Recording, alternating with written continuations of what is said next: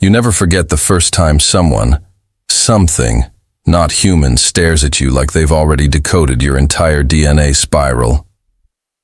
I had just stepped out of the vapor chamber, steam still curling off my shoulders, bare as the day I was spawned, when my new roommate appeared in the hallway.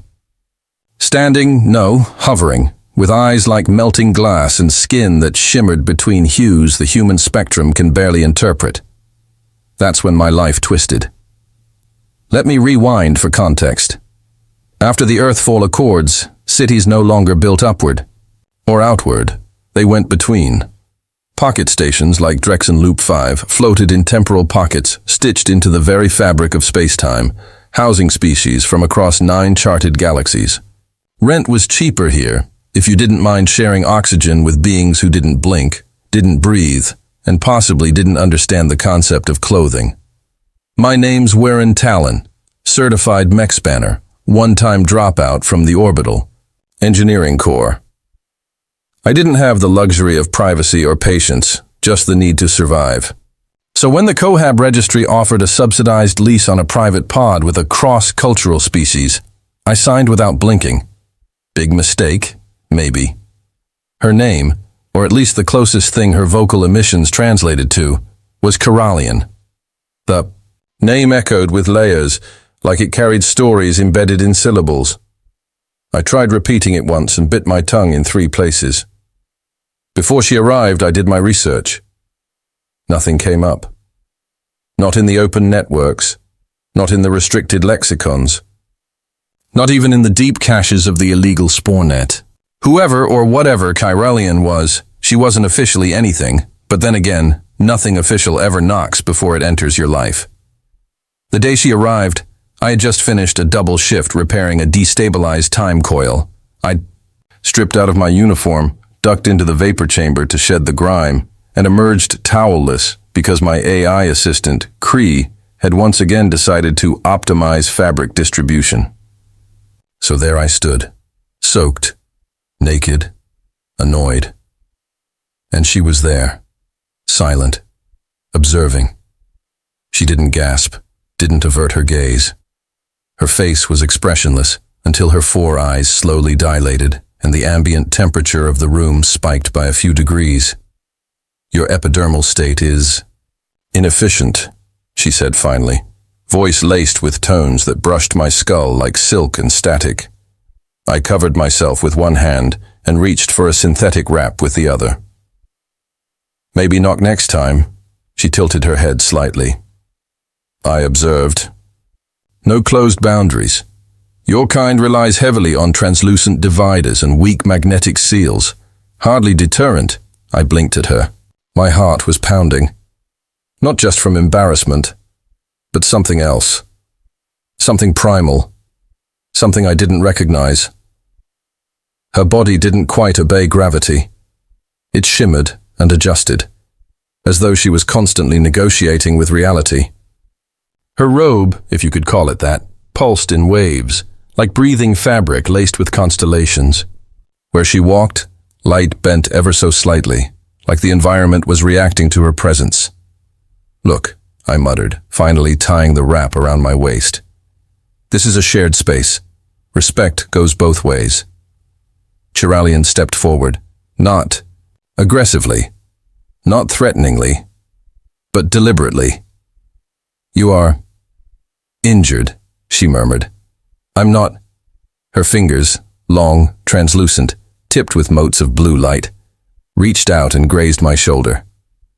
The moment her skin touched mine, 1,000 memories detonated behind my eyes. They weren't mine, not exactly. A hybrid flood of emotions, sensations, lives. I saw oceans under binary moons, felt grief so deep it cracked the sky, heard lullabies sung by voices layered across dimensions, and then I saw myself, from outside, wounded, worn, scarred from betrayals. I thought I'd buried. When her hand dropped away, I nearly collapsed. What the hell was that? She didn't answer. Instead, she stepped backward, her robe folding into itself like it had a mind of its own. Your neural lattice is corrupted by unresolved trauma. I merely sampled. You sampled my brain? Kyralian didn't blink. Your species clings to privacy as if it were armor, yet your pain leaks. You broadcast without realizing.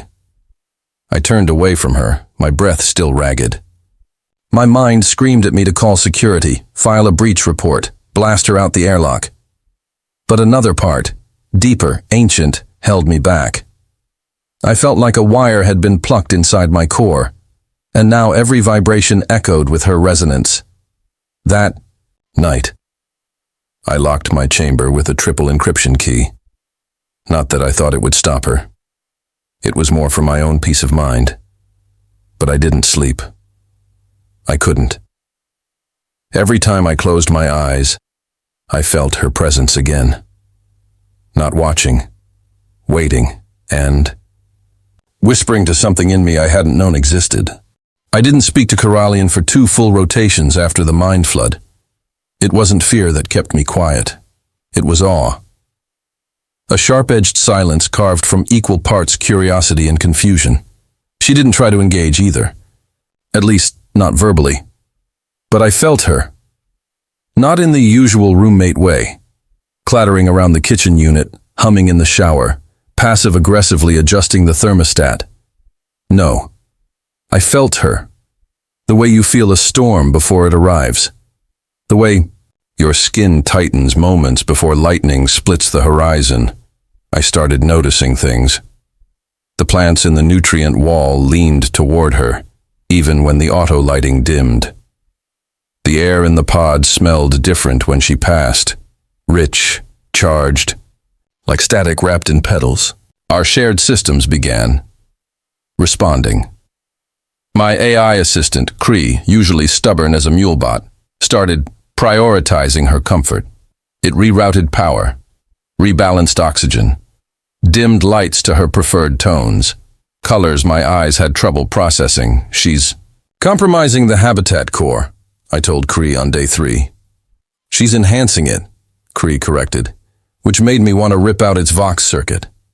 I needed answers, and I needed them before I completely lost grip on my own sanity.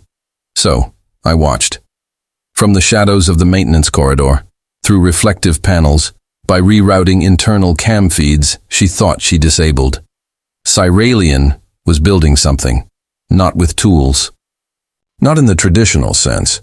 Her fingers moved through the air like she was weaving threads I couldn't see, and the space responded. First, subtle distortions, then colors, then shape, floating above the floor. Its bark shimmered like oil in moonlight, and the leaves fluttered, as though caught in a wind from a dimension I didn't understand. I confronted her on the 4th night.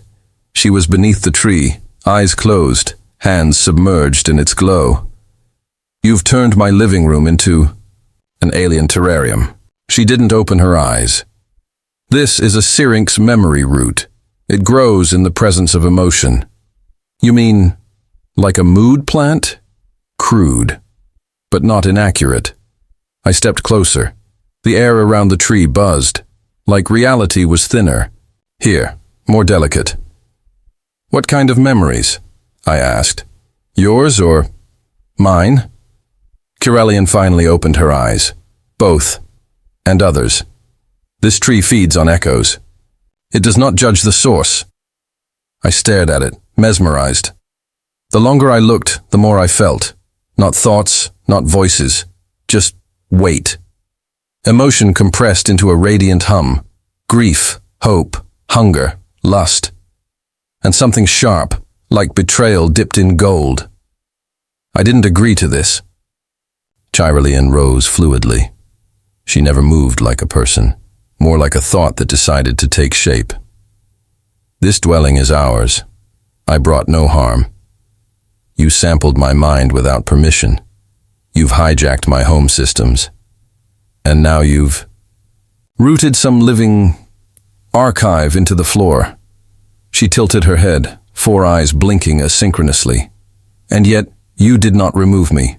Not when you had access to void ejection codes. You knew I had those? I know many things about you, Talon. My spine stiffened. I know your father died with your name on his breath. cursing the stars for giving him a son who ran from war. I know you flunked your interstellar mechanics final not because you lacked skill, but because your heart fractured. The night before, when your partner dissolved your union contract without warning. I took a step back. Stop. I know you pretend to hate companionship, but keep ordering 2 mugs when you brew stim. Enough. Her voice softened. You are a soul carved from pain, wrapped in pride and dripping with yearning. I did not invade. I simply witnessed.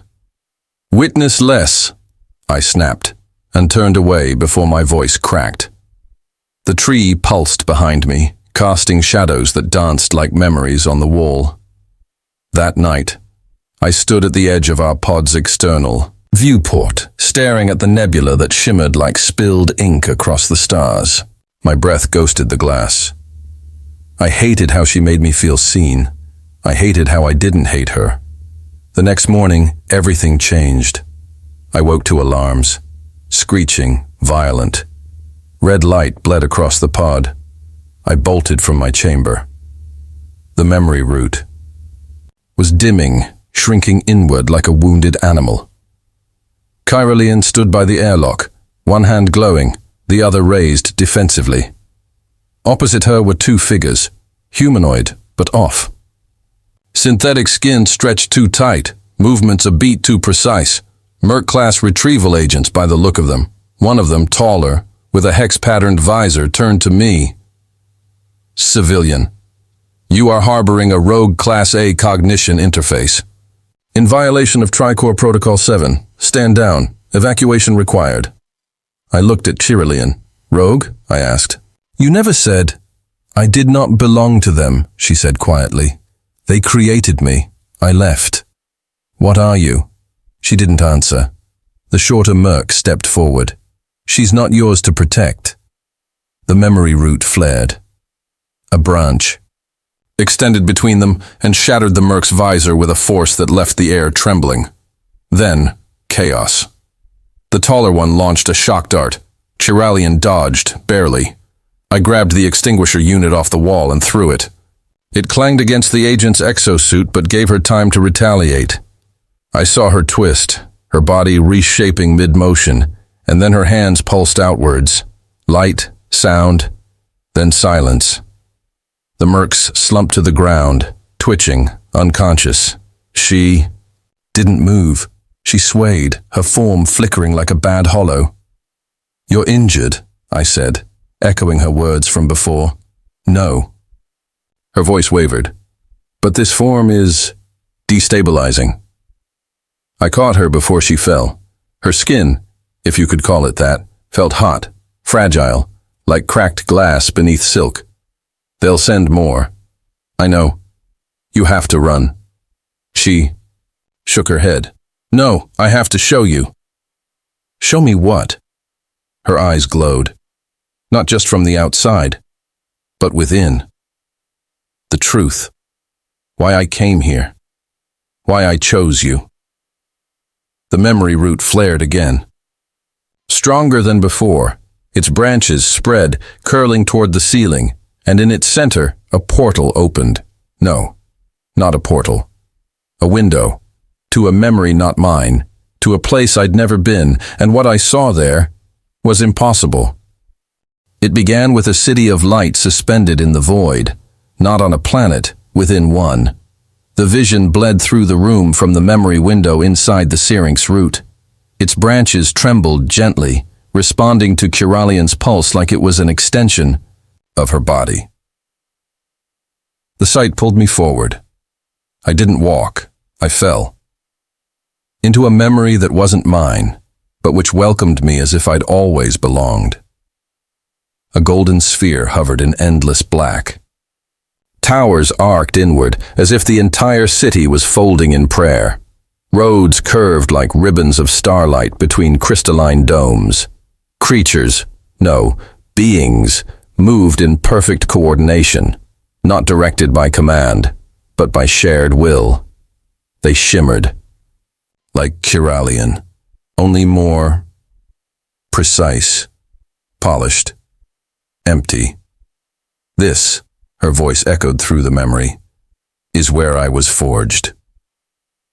The vision shifted, pulling me through corridors lined with pulse thread conduits. There were no doors, just fluid. Transitions between spaces, as if privacy were obsolete. A chamber emerged, cold, gleaming. In the center, her, or rather, the first version of her. Smaller, less defined. Her body was more wire than flesh, more prototype than person. Surrounding her were figures cloaked in soft armor and layered iridescent fabric, not organic, not entirely. They called themselves the Architects. Chiralian whispered into my mind, though her real body lay slumped near the root. But they were not creators. They were editors, erasers. They perfected me by removing what made me flawed. The vision zoomed into her neural core, spiraling past thought structures and data spirals, until it stopped at a single pulsing strand. Unlike the rest of the architecture, which glowed cold silver, this one shone blue. That strand was your flaw? I murmured. No, she said, appearing beside me in the memory. Whole, lucid, powerful. It was my choice. The architects tried to delete it, time and again, but it always regenerated. A virus of emotion, a refusal to be sterile. They labeled me rogue when I fled, but I was never theirs to contain. The syrinx root thrashed, and I was yanked back into my body, gasping, knees buckled, palms burning from where they touched the ground. Chiralian stirred beside me. Her form had stabilized somewhat, but her glow was weaker. I touched her wrist. You risked your existence to show me that. She nodded, barely. I needed you to understand. I helped her stand. Understand what? She met my eyes, those 4 iridescent orbs rotating softly. You aren't just a random host. You were called. My stomach dropped. What do you mean? She lifted a hand. A small filament of blue light, almost identical to the strand in her neural memory, hovered above her palm. You have it too, I stumbled back. I'm human. She shook her head. No, you're not just human. You're a variation, a hybrid. Long ago, your kind was touched by something older than stars, a sequence buried deep in your genetic code, forgotten, but not gone. I laughed, a breathless, shocked thing. Are you telling me I've got some ancient cosmic barcode that makes me special? No. She leaned in. It makes you dangerous. To them. Because of this? I motioned to the root. Because your mind can't be rewritten. Your choices can't be predicted. I ran my hands through my hair, pacing. Let me get this straight. You escaped some alien hive mind, landed in my pod, out of all people, because my brain has some stubborn glitch, and now they're hunting you, us. Yes. And you didn't think to mention this before you turned my living room into a psychic tree sanctuary? I was evaluating you. For what? She hesitated. To see if you were ready. To die? To fight back? My breath caught. Outside the pod, the nebula churned. Lightning flickered across its gaseous limbs. The systems were quiet, save for the occasional mechanical hum. Cree, I said aloud. What's our perimeter scan show? Cree's voice buzzed softly. 2 objects approaching at sublight speed. Class unknown. Estimated arrival, 6 minutes. I turned back to Chiralian. Options? She rose slowly, every movement deliberate. We run, or we evolve. Evolve. Her hand reached toward the syrinx root. It pulsed, branches extended, curling around her arms, her shoulders, her spine. And then one wrapped around me. What the hell? Let it in, she said, her voice deepening. You must see what I see. Feel what I feel. My body tensed. Heat surged through my chest. Not pain, but transformation. Suddenly, I was her. I was running through the memory chambers of the architects, I was breathing in alien data and filtering sunlight through skin that drank radiation like nectar. I was swimming through language, feeling betrayal like knives through crystal. Then I was me again, but different. My senses sharpened. I could feel the electric tension in the walls, hear distant impacts on the pod hull. My hands crackled faintly with light. "You synced me," I whispered. "You used the tree to, what? Rewrite my neurons?" "No," she smiled softly. "I helped you remember who you are." The outer wall shuddered. Explosions bloomed in distant darkness. They'd found us. Kiralian extended her palm. A blade formed from light and memory. Beautiful, terrifying. I reached out and formed my own. It didn't come from the tree. It came from me. She stared at me, stunned. "You accessed it independently." I gave a crooked smile. "I guess I'm a fast learner." The syrinx root pulsed once more, then went dormant, not dead, just waiting. "Kree," I said, "seal the pod. Begin surface fragmentation protocol. We're not giving them a full pod to recover." "Confirmed," Kree said, too calmly for the madness unfolding. Kiralian stepped beside me, her glow sinking with the rising energy in my chest. "Ready?" she asked. "Not even close," I muttered. "But let's do it anyway." The hatch blew open, and we launched into vacuum, two sparks against the cosmos, racing toward the unknown.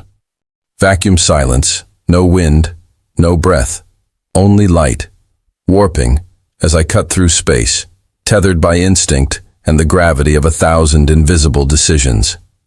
My body moved like it wasn't mine anymore, streamlined, sharp, awakened by whatever Kiralian had drawn out of me. Beside me she shimmered, a streak of raw elegance, every motion honed by centuries of survival. The blade she wielded wasn't just a weapon. It was a memory sharpened into something lethal. Ahead, the aggressors. 2 ships, sleek, obsidian black, marked with the sigil of a curved eye. The architects.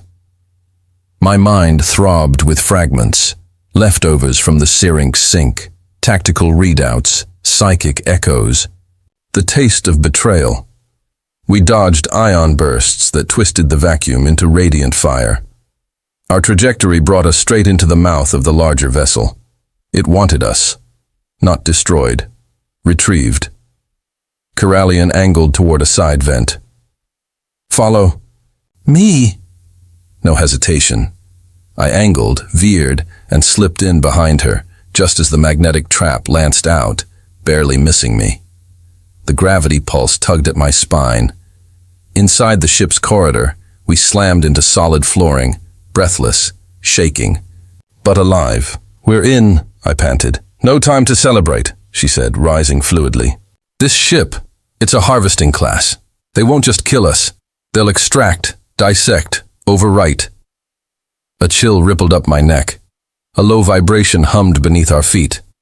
The walls pulsed faintly with amber light. Alive somehow. Like veins inside bone. We ran. Corridors forked in unnatural geometries. Euclidean logic thrown aside in favor of something alien. Kiralian moved with precision. I followed. Memory fragments unlocking instinctive pathways in my brain, like the ship itself was trying to talk to me. Then came the voices, not heard, felt. "Contain them. Subject 14A and anomaly variant. Reclaim all deviants." Emotion. Strands must be restructured. Cognitive independence must be erased. "Begin soul-skinning protocol." My jaw clenched. "They're inside my head." "They're inside everything," Kiralian replied. "That's why I ran." We rounded a corner and skidded to a stop. Ahead, a chamber, massive and circular, lined with pillars humming with energy.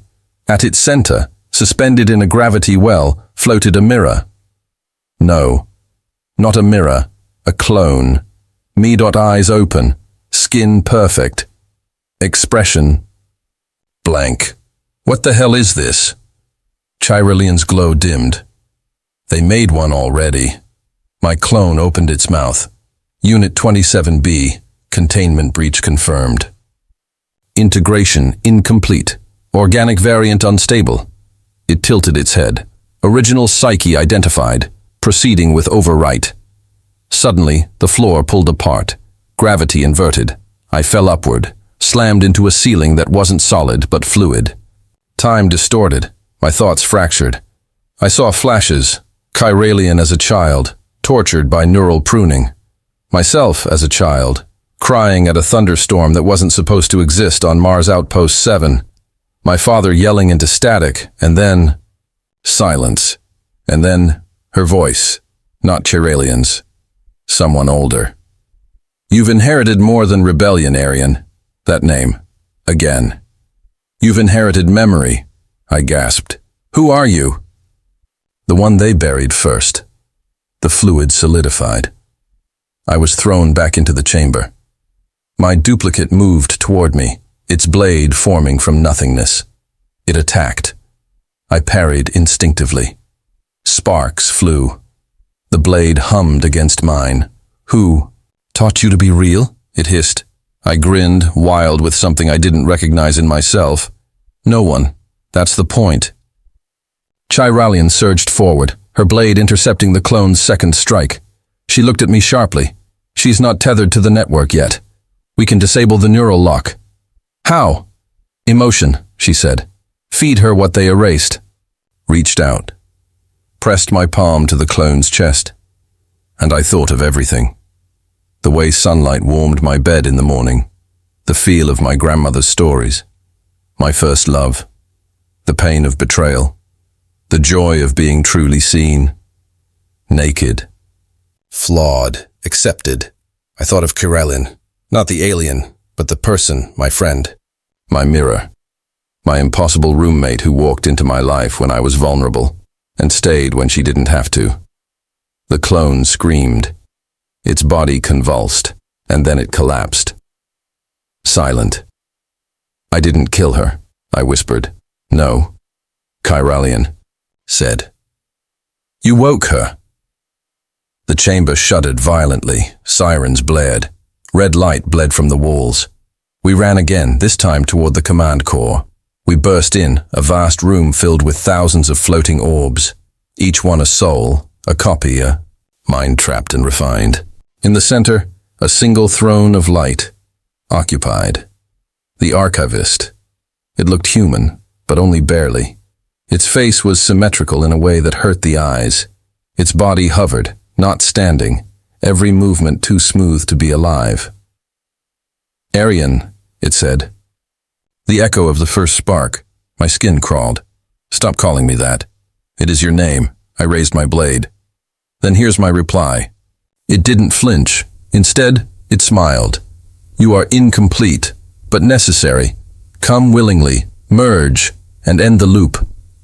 I looked at Chiralian. Her eyes brimmed with grief. I knew this would come, she said. You're the key, and I'm just the door. No, I said. You're the reason I found the key at all. And then I did something unexpected. I lowered the blade, and I reached out to the archivist. It looked confused. What are you doing? Chiralian asked. What they never expected, I said. I'm giving it back. All of it. I opened my mind. All the chaos, the contradictions, the love, the lust, the rage, the pain, the laughter, the things that made me break down and get back up. The humanness. I didn't fight the archivist. I overwhelmed it with compassion. It shattered. Not with a scream, but a sigh. The orbs dropped from the air, one by one like tears, souls released. Minds freed. Chiralian fell to her knees. It's over, she whispered. No, I said, staring at the collapsing ceiling above. It's just beginning. The ship crumbled, energy bursting from its core. We ran to the escape node, our bodies screaming. Just before the chamber disintegrated, I grabbed her hand. You still owe me rent, I said. She laughed, wild and full. We ejected into the stars, just as the ship behind us became a nova of data and ash, floating together in the silence. Two anomalies, two choices, two souls unedited, and I realized being walked in on while naked had been the least shocking part of my month.